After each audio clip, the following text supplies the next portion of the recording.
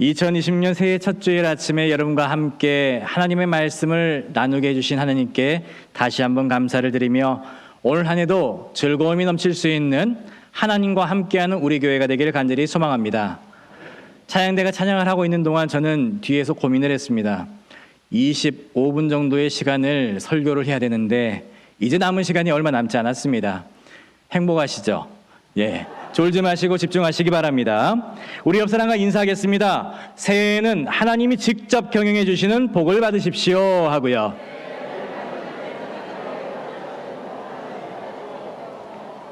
하나님께서 여러분들의 삶을 직접 경영해 주시기를 간절히 소망합니다.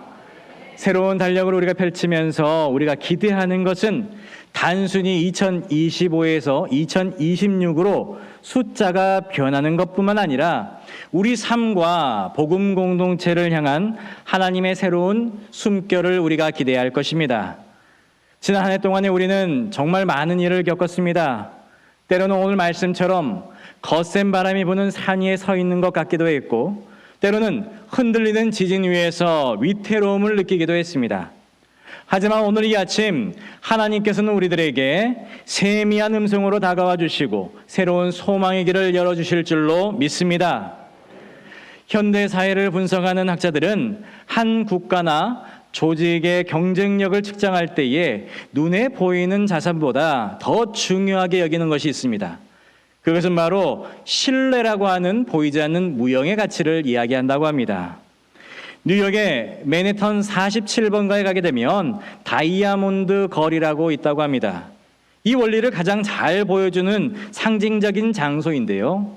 수백억 원의 가치를 지닌 보석들이 오가는 그곳에서 이 유대인 상인들은 이 복잡한 계약서 대신에 마잘 우 브라카라는 짧은 인사와 악수 한 번으로 거래를 성사시킨다고 합니다.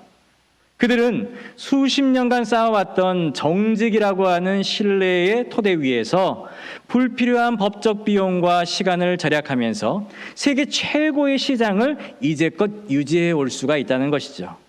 한마디로 신뢰가 곧 자본이 되고 경쟁력이 된다라는 것을 보여주는 것입니다. 여러분, 우리는 지난 시간 동안에 이 신뢰라고 하는 소중한 자산에 큰 손실을 입을 때도 있었습니다. 믿었던 사람들이 떠나가게 되고 그 과정에서 발생하는 그 분열은 우리 내면에 있는 신뢰의 성벽을 허물어뜨리기도 했죠. 신뢰가 사라진 자리에는 의심과 경계심이 자리 잡기도 했습니다. 옆에 앉은 성도의 말 한마디를 온전히 받아들이지 못할 때도 있었고, 그 이면에 숨겨진 의도를 먼저 살피게 되는 이 고단하고 그리고 불필요한 상황에 놓일 때도 있었습니다. 심리학적으로 볼 때에 이 공동체가 위기를 겪게 되면은 이 구성원들은 본능적으로 자기 방어 기제를 작동한다고 합니다. 우리가 서로를 향해서 날카로운 말을 내뱉거나 차가운 시선을 보낼 때에는 원래 우리라는 사람이 악한 사람이어서가 아니라는 거예요. 더 이상 상처받고 싶지 않다라고 하는 그 마음의 소리이고 자신을 보호하려고 하는 아픈 몸부림이라는 것입니다. 여러분, 깨진 유리창 이론이라는 것이 있습니다. 이 미국에 있는 한 대학교에서 실험을 했었는데요. 비교적 치안이 허술한 곳에 허술한 거리에 자동차 2대를 두고, 그리고 안정된 거리에 똑같이 자동차 2대를 두었는데 두 자동차 모두 본넷을 열어놨다고 합니다. 그런데 한 대의 자동차에만 특별한 조치를 취했는데 그것은 바로 뒷유리창을 조금 깨어놓는 것이었답니다. 근데 결과는 놀라웠습니다. 유리창이 멀쩡하던 자동차는 일주일이 지나도 아무런 변화가 없었지만, 하지만 유리창이 조금 깨어져 있는 그 자동차는 방치된 지 단 10분 만에 배터리가 도난당하고 금세 타이어와 부품들이 전부 사라져 버렸다고 합니다. 결국에 그 자동차는 형체를 알아볼 수 없을 정도로 파괴되어 버렸다고 합니다. 이처럼 우리의 삶 속에 작은 말 한마디가 방치될 때에 공동체 전체의 언어의 온도가 급격히 식어버릴 수도 있다는 것이죠. 하지만 분명한 사실은 이러한 방어적인 태도와 비난의 언어로는 결코 무너진 신뢰를 다시 회복할 수는 없다라는 것입니다. 오히려 의심의 비용만 높일 뿐이고 모두를 영적으로 파산하게 만드는 결과를 초래할 수밖에 없다는 것입니다. 오늘 본문 말씀에 등장하고 있는 엘리야 선지자는 우리와 매우 닮은 심정을 가지고 있습니다.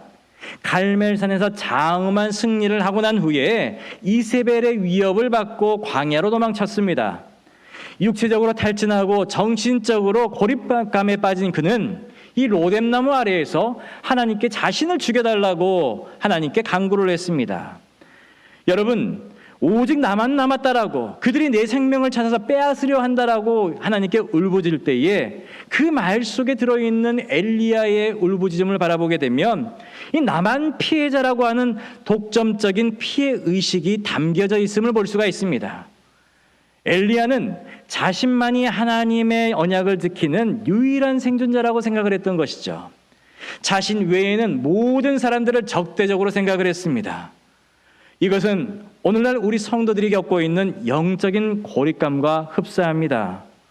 그런데 하나님께서는 이 절망에 빠져 있는 엘리야에게 지진이나 불 같은 강한 현상이 아니라 세미한 소리로 찾아오셨습니다. 그리고 그의 좁아진 시야를 넓혀주시는 놀라운 말씀을 하고 있습니다. 열왕기상 19장 18절의 말씀 같이 읽어보겠습니다. 내가 이스라엘 가운데에 7,000명을 남기리니 다 바알에게 무릎을 꿇지 아니하고 다 바알에게 입맞추지 아니한 자니라. 아멘. 하나님께서는 엘리야가 보지 못했던 이 7,000명의 실체를 일깨워 주신 것입니다.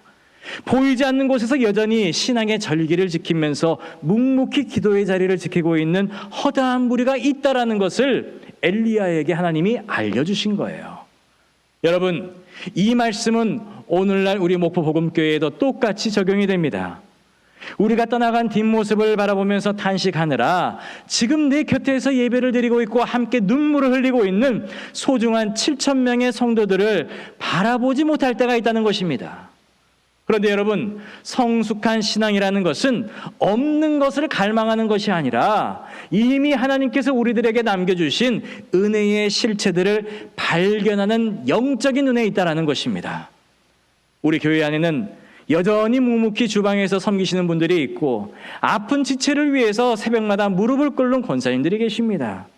묵묵히 교회의 성벽을 지키는 기도의 사람들이 바로 하나님께서 남겨두신 7,000명의 신앙인이라는 것입니다. 사랑하는 성도 여러분, 우리가 공동체를 회복하기 위해서 가장 먼저 실행해야 되는 것들은 그들을 볼 수 있는 눈이 열려야 한다는 것입니다. 사회학적으로 우리가 바라볼 때의 언어라는 것이 우리의 핏줄과도 같습니다. 우리가 그 핏줄 속에 독소가 퍼지게 되면 어떻게 됩니까? 비방과 험담의 언어가 퍼지게 됩니다. 그렇게 되면 교회라는 유기체는 급격하게 쇠약해질 수밖에 없습니다. 그래서 사도 바울은 에베소 교회를 향해서 이렇게 이야기를 했습니다. 4장 29절의 말씀 같이 읽겠습니다. 무릇 더러운 말은 너희 입 밖에도 내지 말고 오직 덕을 세우는 데에 소용되는 대로 선한 말을 하여 듣는 자들에게 은혜를 끼치게 하라. 아멘. 한마디로 우리가 하는 말 한마디가 우리 곁에 남아있는 사람들에게 그 영혼을 세우는 벽돌이 될 수도 있고 반대로 그 영혼을 망칠 수 있는 망치가 될 수도 있다는 것입니다. 사랑하는 성도 여러분, 지금 우리들에게 필요한 것은 화려한 구호가 아니라 내 입술에서 나가려고 하는 날카로운 비난을 삼키는 인내가 필요할 때입니다. 누군가의 실수가 드러났을 때에 그것을 가감없이 옮기는 것이 아니라 온유한 심정으로 바로잡아주고 덮어주는 것이 진정한 회복의 기술이라는 것입니다. 그리고 내 탓입니다라고 말할 수 있는 용기가 필요합니다. 이 말은요, 내가 비굴해지는 것이 아니라 공동체를 지키는 가장 이성적이고 고귀한 태도라는 것이죠. 타인을 향한 비난의 화살을 거두고 나 자신을 먼저 살피는 것, 그것이 바로 바울이 권면한 신령한 사람들의 모습이라는 것입니다. 2026년 한 해 동안 우리의 입술이 다른 영혼들을 파괴하는 도구가 아니라 재건의 도구로 사용되는 입술이 되기를 간절히 소망합니다. 이제 우리는 하나님께로부터 새로운 2026년을 새로 받게 되었습니다. 단순하게 흘러보내는 시간이 아니라 우리가 무엇을 선택하고 기록하느냐에 따라서 목포 복음교회의 역사가 달라지게 된다는 것입니다.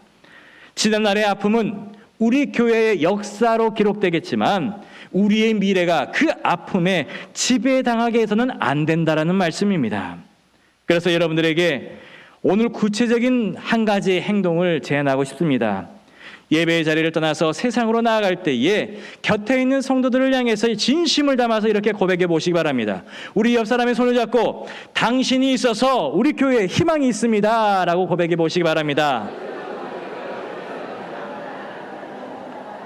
그렇습니다. 이렇게 희망을 담아서 여러분들이 인사할 때에 우리 교회의 사랑의 온도가 올라갈 줄로 믿습니다. 서로의 허물을 내 사랑으로 덮어줄 때에 세상은 목포 복음교회를 통해서 사랑의 하나님을 보게 될 줄로 믿습니다.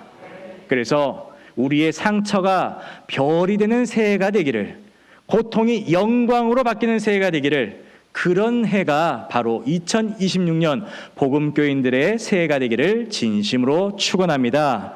기도하겠습니다. 사랑과 회복의 주님 아버지 감사합니다.